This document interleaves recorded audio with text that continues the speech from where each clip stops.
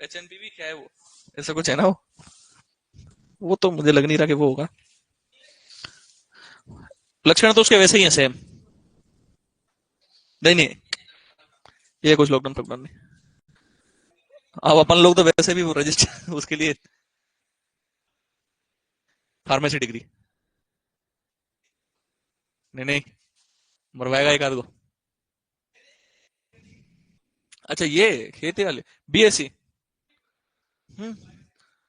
नहीं नहीं, एग्रीकल्चर से पहले तो डिप्लोमा पे खोल सकते थे, अब तो डिप्लोमा पे खोलना ही बंद करा दिया। ऑयल सीड कल अपन ने खत्म कर ली थी ना शायद। क्या होनी चाहिए? नहीं यार, कौन बोल।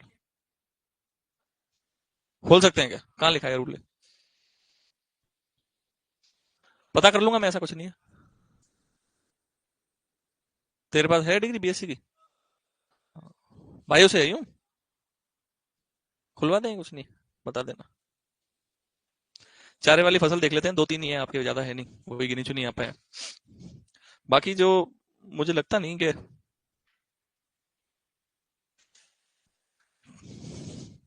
खाली केमिस्ट्री से शायद अभी चेंज वेंज हुआ था।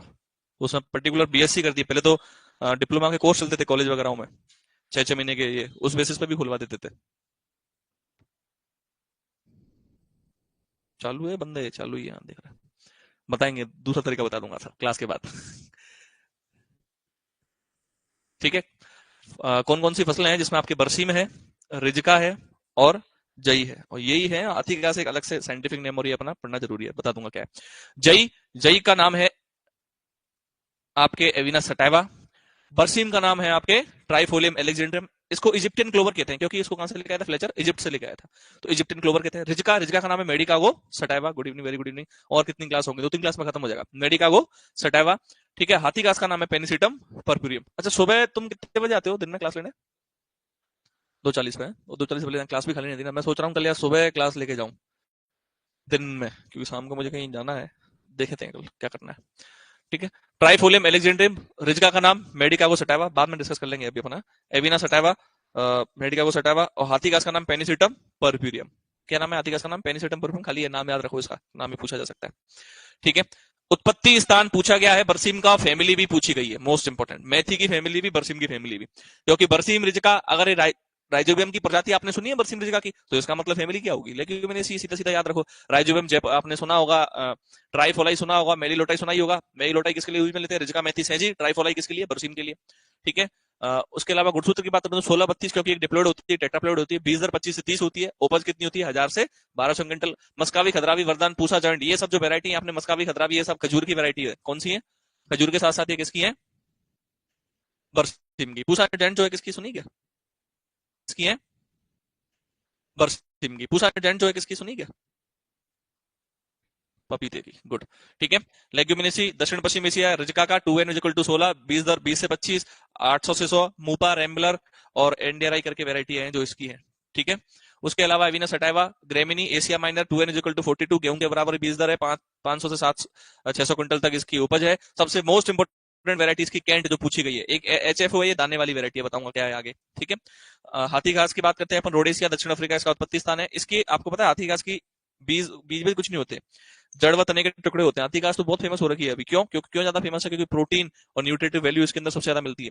टुकड़ा मिलता है ना, वो 2 3 रुपए का होता है घास का इसका। हाँ, हाथी घास लंबी लंबी होती है। टुकड़े पे 6 से 7 7 रुपए, बिल्कुल। अगर थोक में लोगे तो 2 3 रुपए की टुकड़ा मिलता है इसका घास का तना। अभी दिखाऊंगा मैं इसको। हाँ, फरवरी मार्च में लगाते हैं इसको, फरवरी मार्च में। ठीक है। 1200 से 1500 क्विंटल तक इसकी बीज दर होती है। और वैरायटी जो इसकी पूसा नेपियर फर्स्ट जो इंपॉर्टेंट है। ठीक है। क्योंकि पेनिसुटम परपीरियम में पेनिसुटम ग्लूकम के क्रॉस से बनाई थी। ठीक है। चारे वाली फसलों में अपोजिल अंकुरण है, रिजका, जई और बरसीम रवि की है। और हाथी घास जो देखो कब लगाई जाती है? फरवरी मार्च में। बरसीम जई में स्वपरागण, हाथी घास में पर परागण। अब बात करते हैं बरसीम की। बरसीम का नाम ट्राइफोलियम एलेक्जेंड्रम, ये देखो फैमिली 2016 के अंदर पूछी गई है। लेग्यूमिनेसी, मुझे याद था ये पूछी गई है कहीं ना कहीं। ठीक है। बरसीम की। इजिप्ट या मिस्र। ठीक है। अब इजिप्ट या मिस्र से लेकर आया फ्लेचर इसको, इसलिए इसको क्या बोलते हैं? Egyptian clover. क्या बोलते हैं इसको? Egyptian clover. क्रूड प्रोटीन होती है 20%, हाइपोजियल अंकुरण है। अब very very most important question, राजा कहा जाता है इसको चारे वाली फसलों का, और रानी कौन है? रिजका। रानी कौन है? रिजका। ठीक है।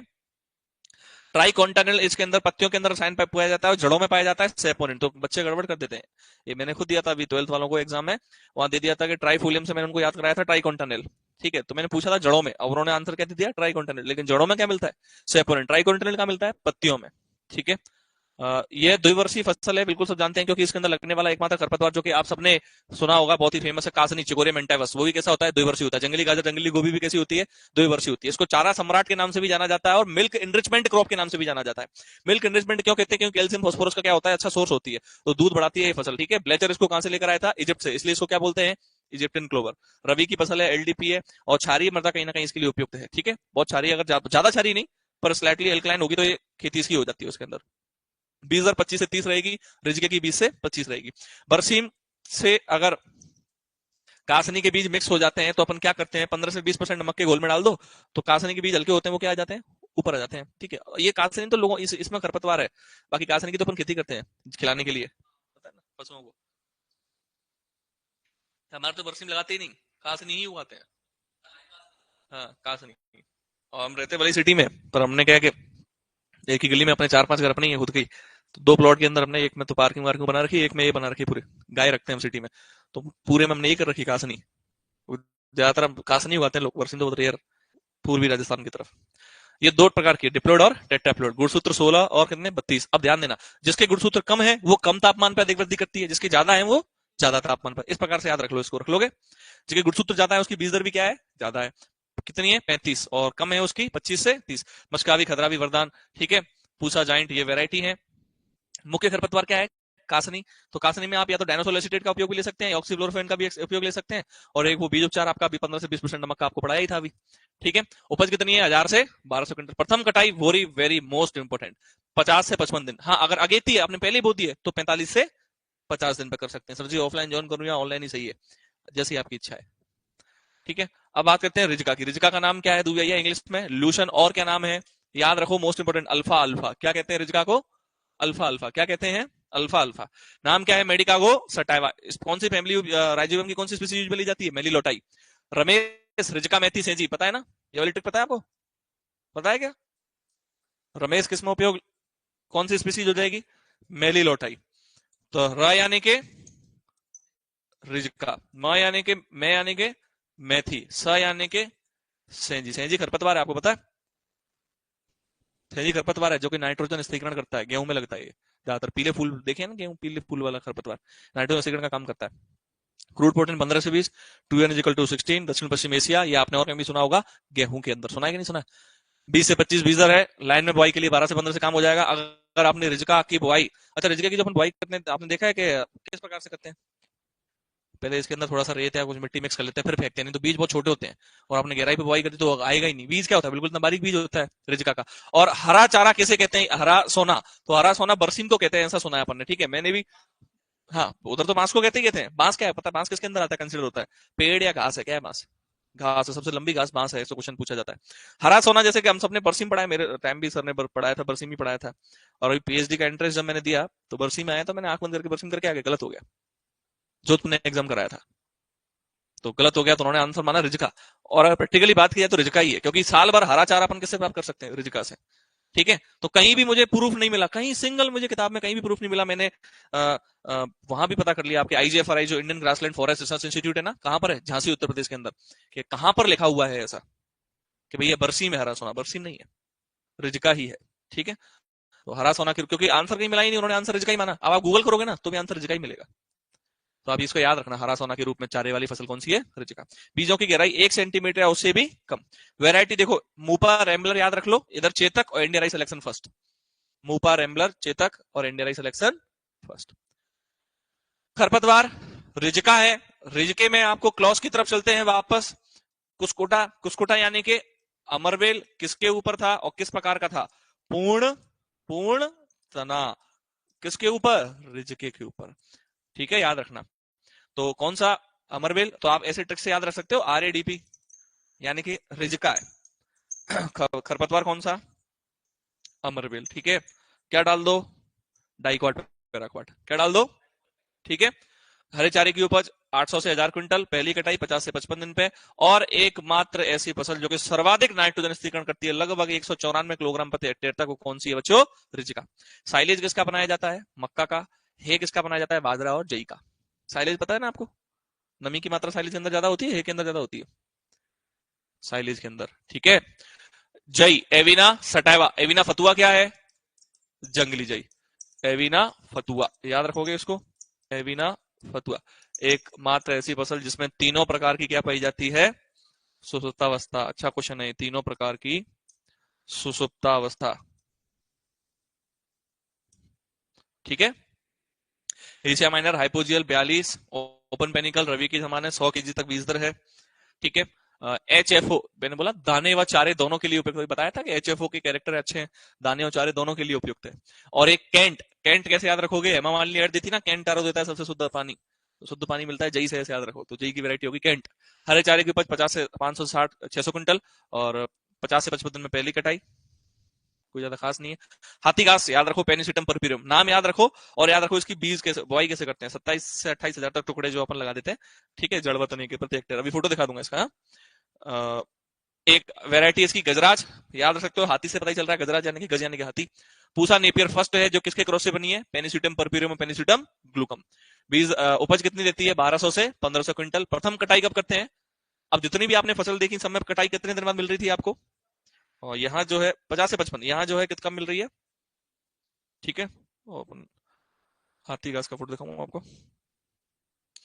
एलिफेंट ग्रास, ये देखो हाथी घास। हम्म। ठीक है। महंगी मिलती है ये। हाँ, 7-7 8-8 रुपए के टुकड़े मिलते हैं इनके। घास है ना, तो गन्ना भी क्या है? घास। गन्ना हो, गेहूं हो, जई हो, बाजरा हो, सब क्या है? घास है। घास कौन से फैमिली से बिलोंग करती है? ग्रेमिनी से। तो आप समझाओ, ग्रेमिनी है तो इसका मतलब घास है। क्या हुआ महेश जी, कैसे लगे हो? ठीक है, तो ये थी अपनी चारे वाली फसलें। आपके वैसे ये आती घास वगैरह है नहीं, पर फिर भी अपन देख लेते हैं, पढ़ा देते हैं, क्या दिक्कत है। अब कौन कौन सी फसलें बच रही हैं एक बार देख सकते हो आप लोग? हम्म। रोकड़ में एक ग्वार है आपके, और एक आपके कपास है। गन्ना वन्ना तो है ही नहीं सर, है क्या? सॉरी, गन्ना और ग्वार है, कपास नहीं है। देखना क्या है सिलेबस है आपके पास?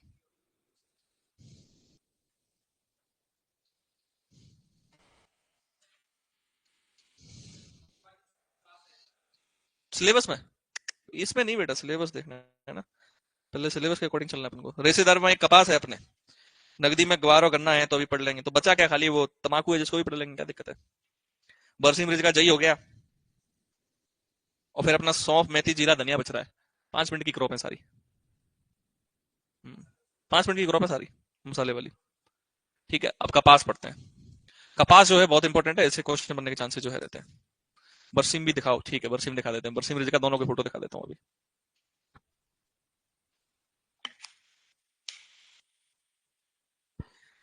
कल से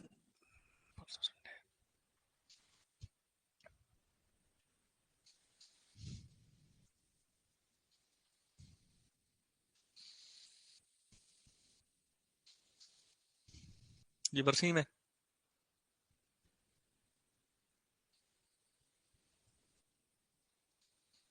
ठीक है।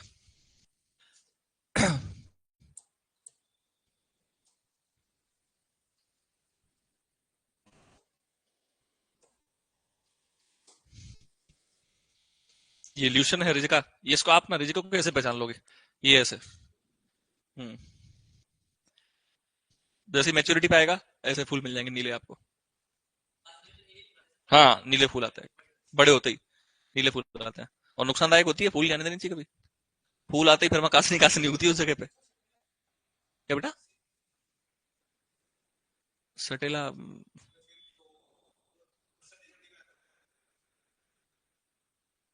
तो सटेला तुम्हारी लोकल लैंग्वेज में कुछ होगा, बाकी तो सटेला मैं तो नहीं जानता।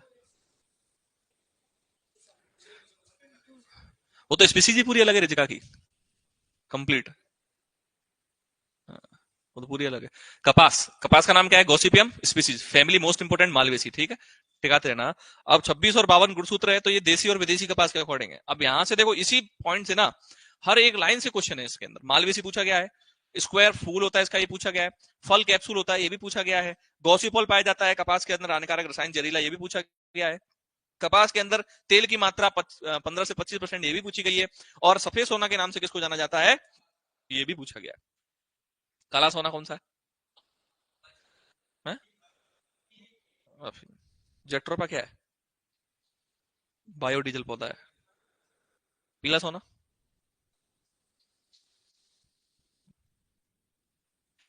कपास भारत की सबसे पहली कैश क्रॉप यानी कि व्यवसायिक फसल है। व्यवसायिक फसल यानी कैश क्रॉप उन फसलों को कहा जाता है जिनको काट के तुरंत हम मार्केट के अंदर बेच सकते हैं। कपास का सफेद सोना इसलिए कहा जाता है क्योंकि उस कपास का जो पूरा एक देखने पर सफेद रंग का इस प्रकार दिखाई देता है, क्योंकि उसके अंदर सेल्यूलोज पाया जाता है 90% तक। क्या पाया जाता है? और लिग्निन पाया जाता है कितना? 0.5% तक। भारत की वस्त्र नगरी महाराष्ट्र और राजस्थान की किसको कहा जाता है? भीलवाड़ा को। ठीक है, भीलवाड़ा में जैसी ट्रेन जाती है स्मेल आने लग जाती है, क्योंकि इंडस्ट्री और वो एरिया रहता है ना पूरा वहां पे। भीलवाड़ा जैसी ट्रेन निकल के जाएगी, भीलवाड़ा के आसपास पहुंचने वाली होती है, स्मेल आने लगती है, वो इंडस्ट्रियल एरिया वहां पे पूरा। भिवाड़ी तो अलवर के अंदर है, नवीनतम वस्त्र नगरी कहता है। उसके अंदर काफी हो रहा है अभी तो मामला। अभी जो ये इस राजस्थान के जो वॉर हुआ ना, अभी सारी कंपनी वगैरह आई थी, क्या समिट हुआ था, एक तो समिट पहले भी हो चुका है, एक राजस्थान के अंदर समिट हुआ था, जितने भी बाहर से विदेशी कंपनी आई थी, बड़े बड़े ग्रुप आए थे, मोदी जी भी आए थे अभी कुछ दिन पहले जयपुर के अंदर। तो वहां अलवर के लिए बहुत सारी कंपनियां जो है इन्वेस्ट करेंगी अलवर के अंदर, इसी में, भिवाड़ी में। ठीक है, अब स्पीसीज देखिए, गोसिपियम आर्बोरियम किसका नाम है? देसी कपास का। और हर्बेशियम किसका नाम है? एशियाटिक कपास। अच्छा, कई बार एशियाटिक कपास को देसी कपास ही लिख देते हैं। ठीक है, तो ये दोनों ऑलमोस्ट देसी ही हैं, और ये दोनों कैसी हैं? विदेशी हैं। हिरसुटम का नाम क्या है? अमेरिकन कपास। इजिप्टियन का नाम क्या है? बारबाडेंस। रटो इसको, देसी कपास का नाम आर्बोरियम। देसी सबसे पहले आती है, और आ से अपन क्या तक पढ़ते हैं तो सबसे पहले क्या आता है? अ, तो याद रखो आर्बोरियम। क्या नाम है? आर्बोरियम। हर्बेशियम किसका? एशियाटिक। हिरसुटम कौन सा ही? अमेरिकन। बारबाडेंस कौन सी? इजिप्टियन। सबसे अच्छा जो मेन जो बढ़िया रेशा होता है ना लंबा, वो बारबाडेंस का होता है। ठीक है, अब दोनों देसी कपास यानी पुराने विश्व की कपास के नाम से किसको जाना जाता है? Gossypium arboreum. और नए विश्व की कपास के नाम से किसको जाना जाता है? तो आपके हिरसुटम। ठीक है, याद रखना इन दोनों को। क्लियर है? तो दोनों ऊपर देसी और नीचे विदेशी, तो देसी में गुणसूत्र 26 और विदेशी में गुणसूत्र 52। सर्वाधिक क्षेत्रफल पर कौन सी उगाई जाती है? हिरसुटम। सबसे महीन और पतला रेशा किसका होता है? बारबाडेंस का। अब हर एक लाइन से आपको बच्चों क्वेश्चन मिलेंगे कपास में, ये भी अपने आप में क्वेश्चन है। सीड कॉटन, और एक आपको देखने को मिलता है कॉटन सीड। सीड कॉटन एक कौन सा? Cotton seed. तो आप तो याद रखो, कंफ्यूज हो जाते हैं बहुत सारे बच्चे, क्या सीड कॉटन, कॉटन सीड, जिसके पीछे बीज आ रहा है, सीड आ रहा है। देखो, कॉटन सीड के पीछे क्या आ रहा है? सीड। तो समझ जाओ ये खाली क्या है? बीज है। खाली क्या है? लेकिन अगर सीड कॉटन है तो बीज भी है, और उसमें क्या चिपका हुआ है? रेशा भी चिपका हुआ है। और कपास के रेशे को क्या कहते हैं?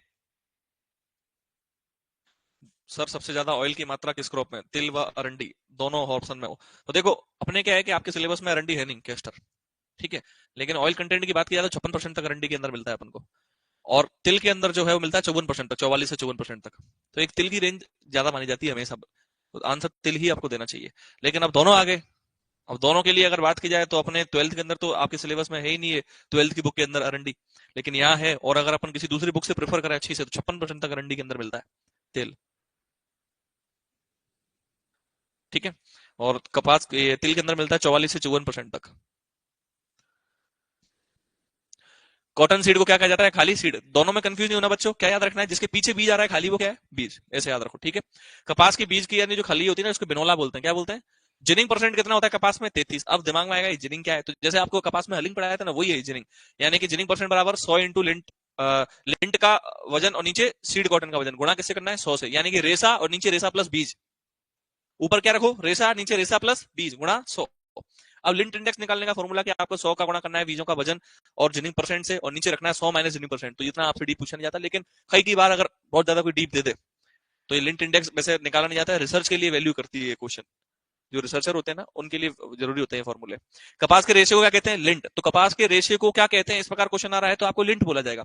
लेकिन पूछ लिया कपास के छोटे रेशे को क्या कहते हैं, तो फज कहते हैं। और बड़े रेशे को क्या कहते हैं? लिंट कहते हैं। ठीक है, अब लिंट है तो लिंट को हटाना क्या कहलाएगा? डीलिंटिंग। और फज को हटाना क्या कहलाएगा? डीफजिंग। क्या कहलाएगा? ठीक है। अब कपास में बच्चों ना आपको दो प्रकार की शाखाएं देखने को मिलती हैं, देखना इस प्रकार की दो प्रकार की शाखाएं जो है आपको देखने को मिलती हैं। एक प्रकार की शाखाओं पे तो आपको देखने को मिलेंगे फल व फूल लगे हुए हैं। क्या लगे हुए हैं? फल व फूल लगे हुए हैं। कुछ ऐसी शाखाएं होती हैं जिन पे फल व फूल नहीं होते, वो फालतू वेस्टेज है। इसका मतलब क्यों वेस्टेज है? क्योंकि एनर्जी इसमें जा रही है ना इन शाखाओं में, तो इन शाखाओं से तो कोई मतलब ही नहीं, इसमें फल फूल नहीं लग रहे, तो इनको क्या कर देना चाहिए? हमको हटा देना चाहिए। क्या कर देना चाहिए? हटा देना चाहिए। तो ध्यान दीजिएगा कि कपास में दो प्रकार की शाखाएं हैं, एक मोनोपोडियल एक सिंपोडियल। तो मोनोपोडियल कौन सी होती है? खाली वृद्धि वाली। तो इन शाखाओं को हमको क्या कर देना चाहिए? हटा देना चाहिए। आपसे कोई पूछे कपास में किन शाखाओं को हटा देना चाहिए? मोनोपोडियल। सिंपोडियल को क्यों नहीं? क्योंकि उसको क्या पाया जाता है? क्या पाया जाता है? अब डीलिंटिंग क्या है? लिंट को हटाना। डी नेवलिंग किसमें करते हैं? नेवलिंग केले में। नेवल यानी कि नर पार्ट, नर को हटाना, डी नेवलिंग। डी टेसलिंग किसमें करते हैं? तो मक्का यानी कि टेसल नर भाग, और डी टेसलिंग यानी कि नर भाग को हटाना। ऐसे याद रख लो, आप पार्ट याद कर लो तो अपने आप याद हो जाएंगे। ठीक है। डीलिंटिंग बहुत अच्छा क्वेश्चन पूछा जाता है, वेरी वेरी इंपॉर्टेंट क्वेश्चन, कि इसके अंदर H2SO4 ZnCl2 का यूज लेते हैं। H2SO4 जो है उस और बीज का रेशियो क्या होता है? तो H2SO4 अगर आप एक ले रहे हैं तो बीज कितना? एक तरीके से 10। कितना परसेंट कंसेंट्रेशन होनी चाहिए? 0.1 तक। कितनी होनी चाहिए? 0.1। अच्छा, क्यों यूज आता है? आप लोगों को पता होना चाहिए, कपास का अंकुरण परसेंट सबसे कम होता है 65% तक। तो क्यों? क्योंकि इस प्रकार की अगर अपन उपचारित करेंगे तो कहीं ना कहीं अंकुरण तो कम होगा ही होगा। और क्यों जरूरी है? क्योंकि उसके ऊपर क्या पाया जाता है? रेशा, जिसकी वजह से अंकुरण क्या होता है? कम। क्या होता है? बीज और सल्फ्यूरिक अम्ल को आपस में मिला के 1 से 2 मिनट तक अपन रखते हैं। या अपन डीलिंटिंग गोबर व मिट्टी से भी कर सकते हैं। गोबर से रगड़ दें बीजों को, ऐसे जैसे धनिया के बीजों को रगड़ते हैं ना अपन। क्यों? क्योंकि वो हार्ड होता है ना, सीड कोट हार्ड होता है। बीज कवच कैसा होता है? कठोर। किस प्रकार की सुप्तावस्था हो गई वो? इन्नेट। कौन सी हो गई? इन्नेट। यानी कि आनुवंशिकता से संबंधित सुप्तावस्था होती है इन्नेट, के बीज के कवच का कठोर होना, भ्रूण का अल्प विकसित होना। क्या बेटा? नहीं नहीं, दो टू कैसे होते हैं? हम्म। हाँ, वो अलग अलग उगेंगे, लेकिन मुख्य रूप से जो ऊपर का कठोर पार्ट होता है वो टूटता है। और बहुत ज्यादा नहीं तोड़ देना चाहिए, फिर विकास भी नहीं होता उनका, पौधों का। हाँ। डीलिंटिंग के लाभ क्या है? बुआई में आसानी, और कठोर ऊपर टूटने से क्या होता है? अंकुरण ज्यादा होता है, रोग और कीट का प्रकोप कम होता है। सर जी थोड़ा धीरे चलो, पुष्पन मीणा कह रहे हैं धीरे ही बेटा में, लेकिन क्या मैटर है, लिखा हुआ है सामने है, इसलिए अपन को लगता है जल्दी। अब बात करते हैं रेशे की लंबाई व मोटाई की। आप कैसे याद रखोगे? एक रेंज याद रखो 3 से और 6 के बीच में। 3 से और 6 के बीच में, ये आप याद रखोगे बच्चों, किसके लिए? मोटाई के लिए। और 5 रेंज याद रखनी चाहिए हर एक चीज के अंदर। बहुत पतला, पतला, मध्यम, मोटा, बहुत मोटा। ऐसे याद रखो आप यहाँ। बहुत छोटा, छोटा, मध्यम, बड़ा, सबसे बड़ा। तो वहां 3 से 6 के बीच में रेंज कैसे? 3 से कम हो गया, ठीक है। 3 से 3.9 हो गया, 4 से 4.9 हो गया, 4.9 से आपके 5 से 5.9 हो गया, और 6 से ज्यादा हो गया।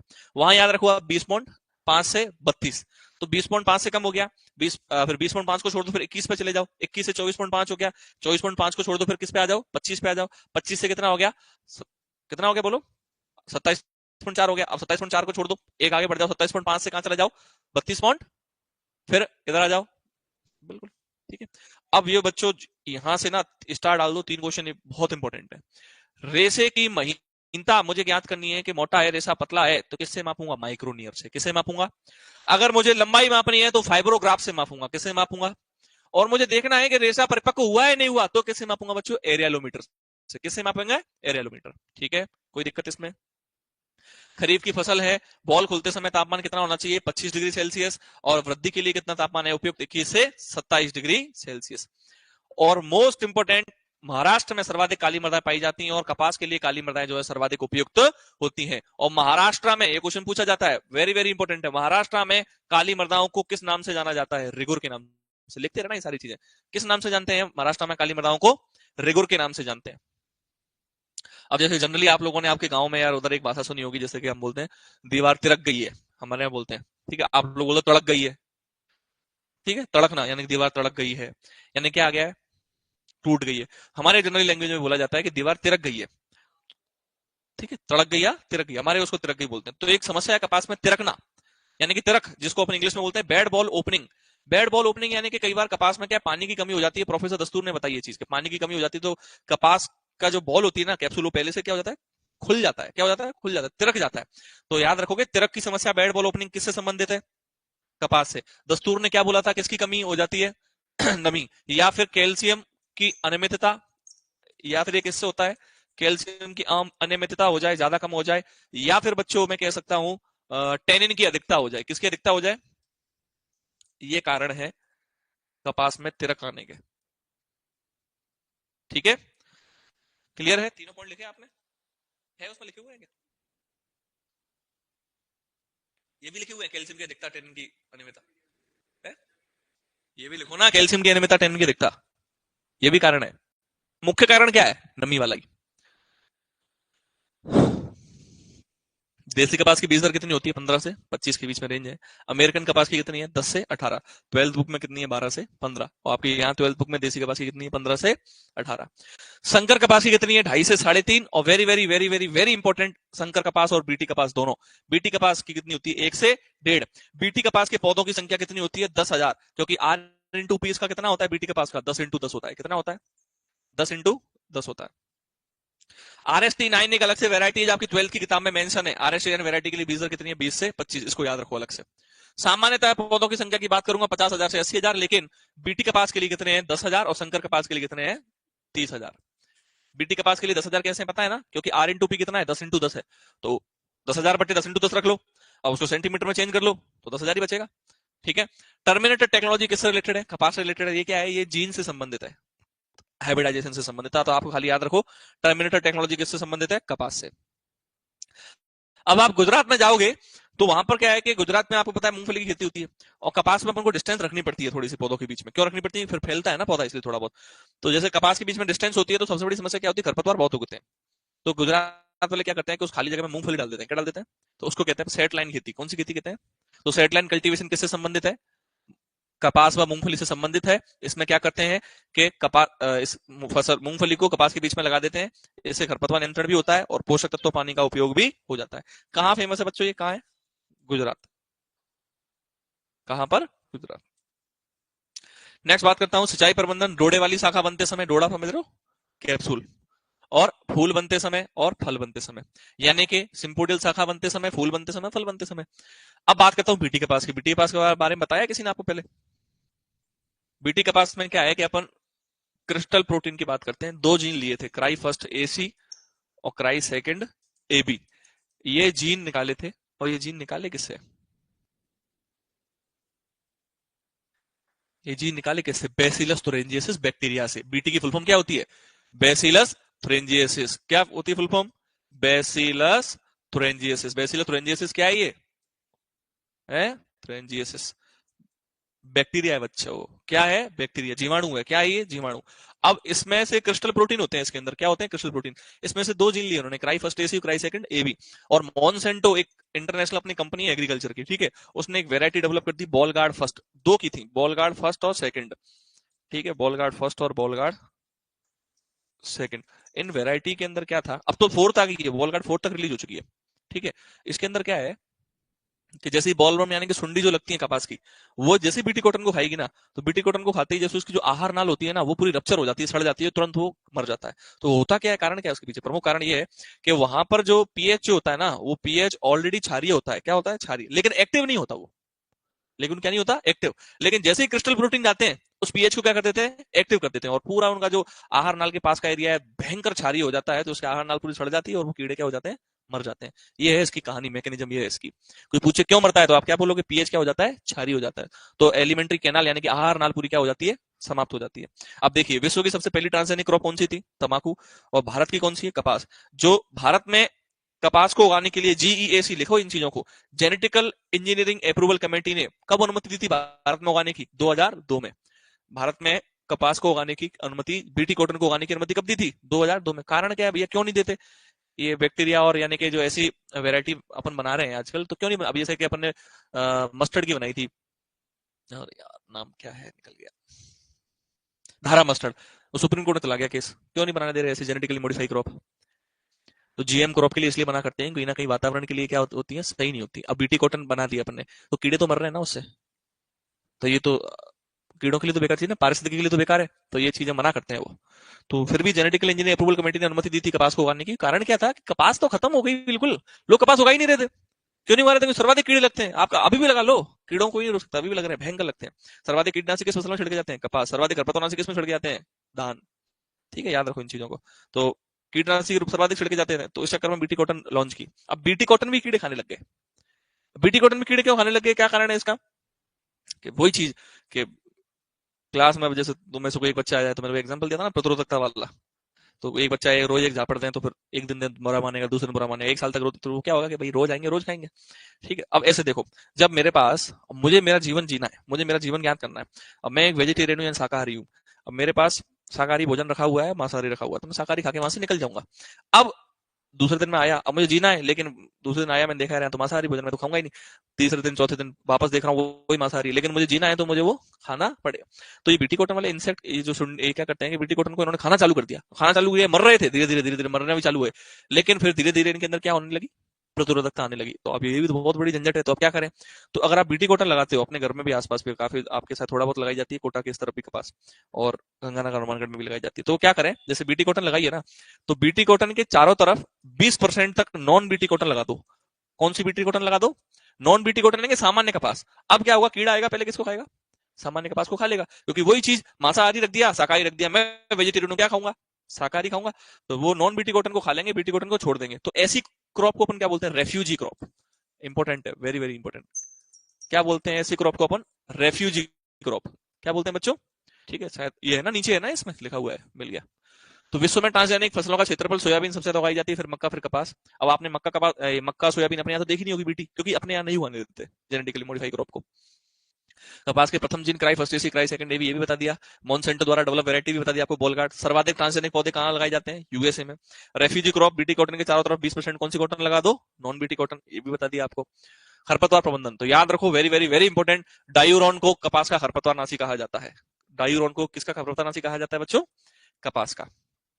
अब ये मान लो आपकी कपास की पत्ती है, ठीक है, एग्जांपल, ये आपकी कपास की पत्ती है, और ये चौड़ी पत्ती वाला है, कपास कैसी होती है? चौड़ी पत्ती, और 240 आसपास में कहीं छिड़क दिया, तो इसकी वजह से ये पत्ती आपको ऐसी दिखाई देगी, ऐसी, मतलब उंगली नुमा संरचना बदल जाती है। इस चीज को हम बोलते हैं एपिनेस्टी। क्या बोलते हैं? एपिनेस्टी। अब वापस देखो, फिंगर लीफ या एपिनेस्टी, कपास की फसल में 2,4-D के प्रयोग से, इस खरपतवार नाशी का उपयोग करने से क्या हो जाता है? फिंगर लीफ या एपिनेस्टी हो जाता है। सही है, कोई दिक्कत? अब एक और चीज सुन लो, फास्फोरस की कमी हो जाए, क्या हो जाए? फास्फोरस की कमी, तो कौन सी बीमारी हो जाती है? सिकल लीफ, यानी कि पत्तियां कैसी हो जाती हैं कपास की? हंसियाकार। कैसी हो जाती है प्यारे बच्चों? हंसियाकार। अब और सुनो ध्यान से, अगर मैग्नीज की अधिकता हो जाए, किसकी अधिकता हो जाए? मैग्नीज की, तो कपास में क्या हो जाता है? Crinkle leaf. क्या हो जाता है? ये आपको याद होनी चाहिए, आपने पोषक तत्व वगैरह पढ़ लिए सब कुछ, रटू होनी चाहिए, ऑन टिप्स होनी चाहिए। मैग्नीज की अधिकता होने से क्या हो जाता है? Crinkle leaf. क्वेश्चन सॉल्व करते हो? ज्यादा से ज्यादा क्वेश्चन लगाते हो? क्वेश्चन लगाया करो, आपकी इकोनॉमी कंप्लीट है, क्रॉप्स नहीं है, क्रॉप्स भी वही ऑलमोस्ट। क्वेश्चन लगाओ, जहां मिले, जितने मिले उतने लगाओ, क्योंकि एक साल तक तो बोर हो जाओगे। अभी एक साल फिर घर जाओगे क्या? अभी है, कहीं रह के तैयारी करोगे? यहीं रह के तैयारी करोगे ना? तो यहाँ रह के तैयारी करने में तो फिर आपको मैटर चाहिए, ऑब्जेक्टिव क्वेश्चन, दुनिया भर के अपनी किताब के अंदर, जहां मिले वहां मिले वो लगाओ। क्या बेटा करने की? अच्छा, ये जो क्वेश्चन है ना, ये क्वेश्चन अपने इसलिए डाले थे क्योंकि यूपी के टेट और उस तरफ ना इंजीनियरिंग की सब्जेक्ट चलती है, तो वहां पर इस प्रकार के क्वेश्चन पूछे जाते हैं। तो ये आपको आपकी किताब के अंदर थ्योरी में लिखे हुए नहीं मिलेंगी ये लाइन। हाँ, हाँ। और आप ऐसे काफी सारे क्वेश्चन होंगे उसके अंदर। मैं हमने इसमें से तो ये समझो, आपको ये क्वेश्चन दिख रहे हैं ना, 700-800 क्वेश्चन हटा दिए। ये जो आपके पास किताब है ना, एगोनॉमी एगोनॉमी बात कर रहा हूँ, 700-800 क्वेश्चन हटा दिए। तो हटाने के बाद हाँ, हो सकते हैं एरर मिस्टेक हो सकती है, जो मैं बताऊं खाली आप तो वो याद रखना, ठीक है? थ्योरी में जो लिखा है आगे वो, क्योंकि 700-800 क्वेश्चन इसलिए हटाए क्योंकि इस प्रकार के थे, और फिर बच्चे क्वेश्चन करते थे, सर ये तो पढ़ाया ही नहीं। अब वो क्यों पढ़ाया जाए जब है ही नहीं वो आपके काम का? पर इसलिए डाले गए तो एक्स्ट्रा नॉलेज हो जाए, यूपी वालों के लिए जरूरी है, कोई एमपी वाले के लिए जरूरी है। अपने लिए तो कितनी बड़ी चीज है कि अपन तो एक किताब पढ़ रहे हैं एग्रीकल्चर की, और ये आपके एग्री बायोलॉजी और एग्री केमिस्ट्री अब से चालू की है, जब से हमने एप्लीकेशन वगैरह डाली थी। बाकी हमारे टाइम पे हम एग्रीकल्चर वाले प्योर बायो प्योर केमिस्ट्री पढ़ते थे, हवा नहीं लगती थी। इसलिए तो क्वेश्चन आईएएस कट ऑफ ही, टॉपर ही हमारा 335 कुछ पे था, सुरेंद्र सिंह था मेरा बैचमेट था, उसकी 5th रैंक थी जनरल कैटेगरी में सुरेंद्र की, 335 नंबर थे जेईटी के अंदर, और मेरे 317 थे उस टाइम पे। तो आप देखो नंबर आते ही नहीं थे, हवा निकल जाती थी। क्यों? प्योर केमिस्ट्री करो, प्योर बायोलॉजी।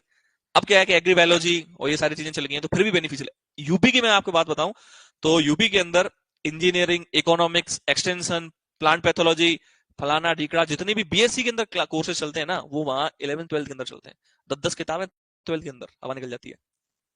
तो यूपी के टेट के मैं ही पढ़ाता हूँ यहाँ पर, इंजीनियरिंग और सारे सब्जेक्ट रिकॉर्डिंग में ही करके मेरे चैनल, मेरी क्लासेस चली हैं यूट्यूब पे और चैनल के अंदर, यूपी की, बिहार में। तो वहां के हिसाब से वो क्वेश्चन डाले गए थे, तो ये हटा दिए फिर, ज्यादा नहीं है, कुछ थोड़े बहुत फिर भी बचे हुए हैं। अब किस्म की बात करते हैं, ठीक है, जो इंपॉर्टेंट है कि फर्स्ट हाइब्रिड की बात की जाए कपास के अंदर, तो पहली हाइब्रिड H4 ही थी। लेकिन अगर इंटर स्पेसिफिक बात की जाए, यानी कि अंतर जाति की बात की जाए, जाति अलग अलग हो गई। कैसे अलग अलग हो गई कि गॉसिपियम हिरसुटम का क्रॉस गॉसिपियम हिरसुटम से कराया, तो इंट्रा स्पेसिफिक वैरायटी यानी कि H4 बनी। और किसने बनाई? सीटी पटेल ने 1976 में गुजरात में। और गॉसिपियम हिरसुटम का क्रॉस जब बारबाडेन से कराया, तो एक वैरायटी बनी वरालक्ष्मी। कौन सी वैरायटी बनी? जो कि धारवाड़ कर्नाटक में बनाई। किसने बनाई? 1976 में बनाई, S.A. पाटिल ने बनाई। किसने बनाई? S.A. पाटिल ने बनाई। तो आपसे कोई पूछे, इंग्लिश ध्यान देना, देखो बेटा बोर्ड पे देखो, इंग्लिश में ध्यान देना, हिंदी में गड़बड़ कर दोगे आप, अंतराजाति अंतराजाति गड़बड़ कर दोगे। इंट्रा आ रहा है, इंट्रा यानी कि एक, हिरसुटम हिरसुटम, इंटर आ रहा है यानी कि अलग अलग हो गई, बारबाडेंस हिरसुटम, याद रखोगे। तो इंटर स्पेसिफिक कौन सी है? वरालक्ष्मी। और इंट्रा स्पेसिफिक कौन सी है? H4, हाइब्रिड 4, इसका नाम क्या है? हाइब्रिड 4। ठीक है। अब इधर देखो, उस दिन क्वेश्चन पूछ रहे थे ना आप लोग कि सर वो ऑप्शन आया था, ये देखो बोर्ड पे, दिग्विजय गिरनार देसी कपास की, बीकानेरी नरमा गंगानगर अगेती अमेरिकन कपास की, सुजाता सुविन इजिप्टियन कपास की। मैंने बोला था मिस्र की कपास की वैरायटी है सुजाता और सुविन। ठीक है। अन्य किस्में S777 राज, सी जियोकॉट, मरु विकास। मरु विकास इंपॉर्टेंट है। MCU5 उत्परिवर्तन से बनी हुई है, लगाओ इंपॉर्टेंट।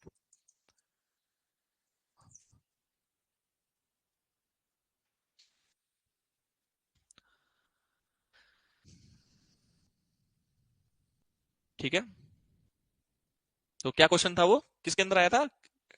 सेकंड ग्रेड के अंदर ना। हाँ, तो आप ये वैरायटी बहुत फेमस, ये ज्यादा फेमस अपने ना, बीकानेर जब एग्जाम क्वेश्चन बनाती थी ना, जेईटी का इनका पेपर, सुपरवाइजर का भी पेपर बीकानेर ने बनाया था एक बार। तो ये बीकानेर नरमा गंगानगर गई थी, आता था। हाँ, ये RSSM भी तो बनाता है अपना पेपर, भाई पहले यूनिवर्सिटी बनाती थी पेपर, ये सुपरवाइजर की उनकी यूनिवर्सिटी बनाती थी, वहां मामला बिगड़ता था काफी ज्यादा। ठीक है। अब रोग की बात करता हूँ। रोग जो है एक इसमें सबसे इंपॉर्टेंट है, जिसको मैं आपको बताता हूँ।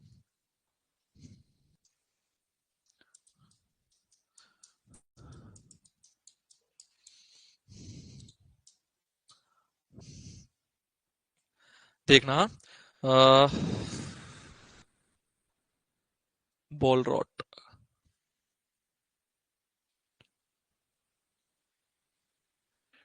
बॉल रॉट के अलावा एक है आपका बैक्टीरियल ब्लाइट, ये सबसे इंपॉर्टेंट। बैक्टीरियल ब्लाइट होता है, ये होता है जेंथोमोनास मालवे सीरम की वजह से। किसकी वजह से होता है? जेंथोमोनास मालवे सीरम। अब इसका नाम क्या क्या है, ध्यान देना। एक तो नाम हो गया बैक्टीरियल ब्लाइट, यानी कि जीवाणु अंगमारी, यानी कि जीवाणु अंगमारी, जिसको जीवाणु झुलसा भी बोला जाता है। ठीक है। अब इसके ना आपको अलग अलग नाम देखने को मिलेंगे, ध्यान देना बच्चों है? इसके अलग अलग नाम देखना, वहां पर ब्लैक आर्म लिखा होगा, कृष्ण शाखा लिखा होगा ना, ऐसा कुछ। जीवाणु अंगमारी में देखो ना, कपास की में अन्य नाम में लिखा है कुछ। ये सब जो बच्चों इसके अन्य नाम है ना, ध्यान दो बोर्ड पे देखो, ये एक बीमारी है जो जीवाणु की वजह से होती है। इसके अंदर अलग अलग संरचनाएं हैं, देखो। इसको एंगुरल लीफ स्पॉट के नाम से भी जाना जाता है, क्योंकि क्योंकि इस बीमारी में पत्ती के पीछे की तरफ ऐसे धब्बे भी मिल जाते हैं। इसी बीमारी की वजह से वेन नेक्रोसिस भी हो जाता है, यानी कि जो नसें होती है ना, वेन, वो सूख जाती हैं पूरी, मतलब पूरे उनके तंतु मर जाते हैं, उतक मर जाते हैं। इसी बीमारी की वजह से पौधा जो है शुरुआती अवस्था में सीडलिंग ब्लाइट, यानी कि पहले ही खत्म हो जाता है। इसी बीमारी की वजह से ब्लैक आर्म डिजीज, काला कृष्ण शाखा, ये बीमारी हो जाती है। इसी बीमारी की वजह से स्क्वायर बॉल रॉट, यानी कि बॉल जो है वो सड़ जाता है। तो इसके कितने नाम हो गए इसी बीमारी के? ये सारी इसकी स्टेज है, ये बीमारी ना बच्चों, इसकी सारी क्या स्टेज है, तो इसके नाम है अलग अलग। आपकी बुक में कौन से मेंशन है देखो। कृष्ण शाखा को ब्लैक आर्म कहते हैं, हिंदी में लिखो ब्लैक आर्म।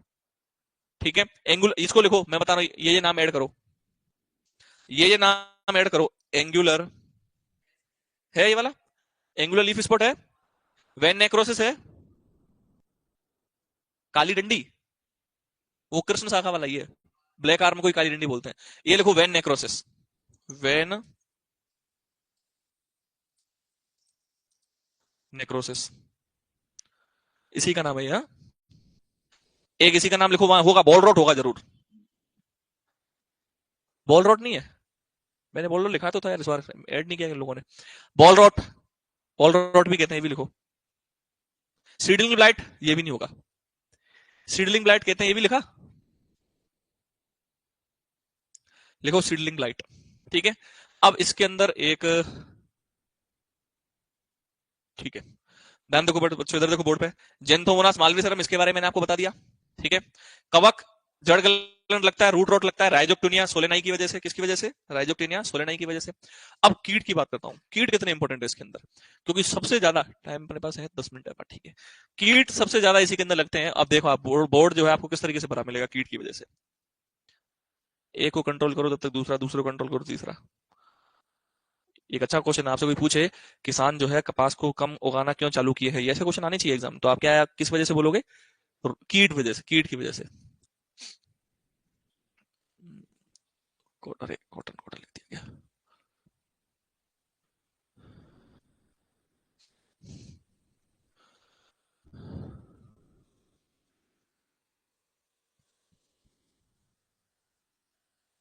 ये देखो इतने कीट है कपास में, ये वो है जो मेंशन है, अदरवाइज मेंशन ही नहीं ना काफी सारे तो।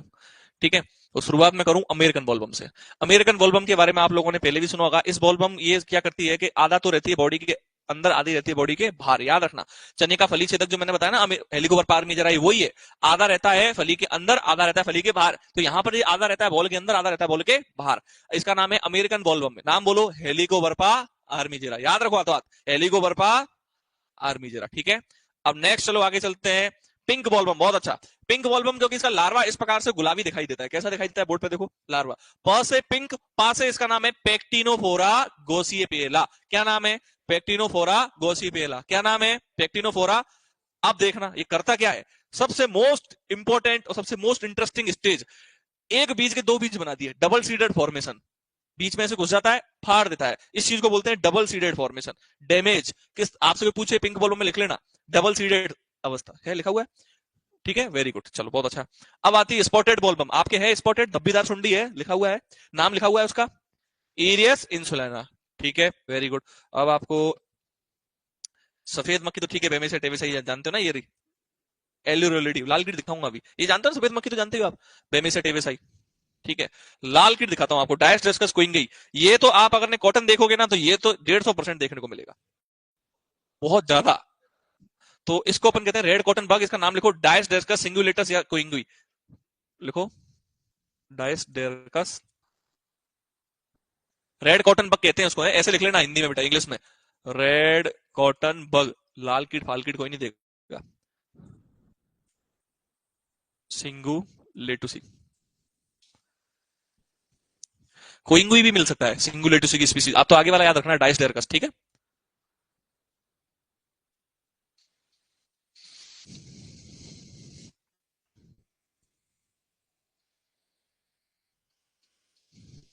ठीक है, डायस डेरकस सिंगू लेटुसी। चेंज करूं बच्चों? ओके, तो ऑलमोस्ट मैंने इंसेक्ट आपको सारे बता दिए। डस्की कॉटन बग ऐसे नॉर्मल समझा देता हूं क्या है। इस पे क्या है कि टोबैको कटवर्म, ये तंबाकू के अंदर लगता है, कपास के अंदर भी लगता है। स्पॉटेड बॉलवर्म क्योंकि इसके ऊपर धब्बे पाए जाते हैं, किस वगैरह पाए जाते हैं देखो, एक धब्बे पाए जाते हैं काले काले से। अब ना देखो, मैंने बोला ना कि अलग अलग स्पीसीज होती है, देखो इरियस विटेला, इरियस विटेला, इरियस इंसुलाना। तो आप खाली आगे वाला याद रखना, इरियस, ऐसा नहीं गलत है, विटेला इंसुलाना सब सही है। ये सब कुछ पढ़ना पड़ता है बीएससी के अंदर।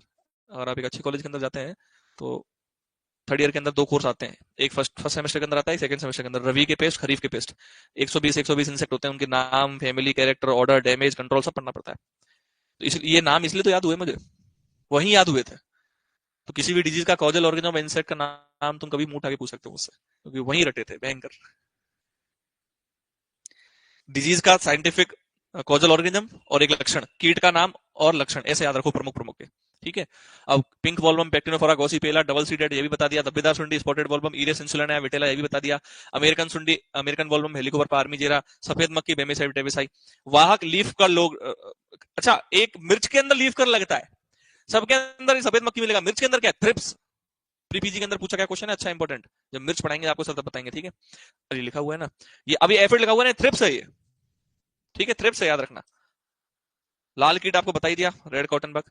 हाँ, अब कपास को जो है ऐसे तो बेचने जाते नहीं है कि 1 किलो ले ले 2 किलो ले ले, इनकी को इकट्ठा किया जाता है, बेल बनाई जाती है, गांठ बनाई जाती है। तो ऐसे बेचते हैं, कितनी गांठ है तेरे पास? 4 गांठ है, तो 4 गांठ मतलब समझ गया कि 4 × 170 कर लेगा वो, क्योंकि एक गांठ का वजन कितना होता है? 170, जूट की का 180, मेस्टा की का 183, सनई की का 167। तो कैसे याद रखना है? आप याद रखो सबसे पहले सनई 167, 3 बढ़ा दो कपास 170, 10 बढ़ा दो जूट 180, और 3 बढ़ा दो वापस मेस्टा 183। याद रख लोगे ऐसे? कपास का पूछा गया है, इंपॉर्टेंट लगा देना। ठीक है, ये था बच्चों आपका कपास। ठीक है, कल अपन गन्ना और ग्वार जो भी है देख लेंगे। फिर कुछ करता हूँ कल की। कल क्या है कि मेरे दोस्त वगैरह आ रहे हैं।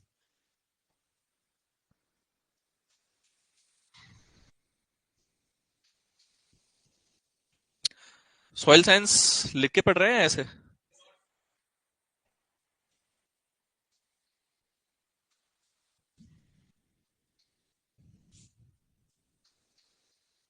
तो सबको मिल गए नोट्स या नहीं मिले अब तक? हाँ बेटा। हाँ अभी कर देंगे उसका, तेरी दवाई की दुकान का।